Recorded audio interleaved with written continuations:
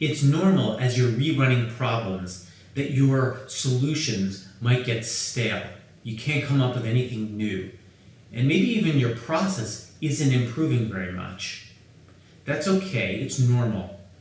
Instead, as you're going to sleep at night, think about what could you have done?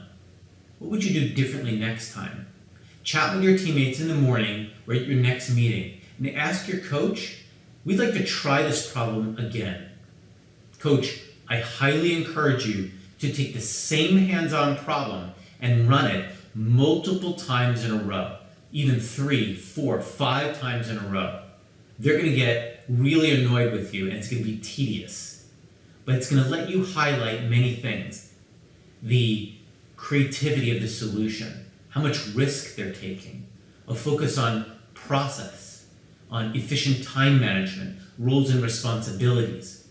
You can even run the same problem in your next meeting or later in the season. And inevitably, they'll complain to you, but coach, we already did this problem. Why do we have to do it again? And I'll say, because you're going to see how much better you are at the process, at the approach. The solution itself is irrelevant. What matters is how well you execute. As you're rerunning these problems, if you notice that your team is blindly stepping through it because they're getting too comfortable with the same problem, add a twist. It's spontaneous after all. You could add a new variable to the equation, give them a new material, or make it more difficult by moving a line back. You could change the amount of time that they have to work with in part 1, part 2, or both. You can even switch up the roles in the middle of the problem or on the next run of it. You can make the team captain the timekeeper. When you rerun hands-on problems, see if your team can blow up the problem with a radical idea, then try it again and incorporate a new radical idea. Switch team roles around, a new captain, points maximizer, etc. Your coach can add a new twist in the middle of one of the parts and the team tries to incorporate it. Practice without any time limits.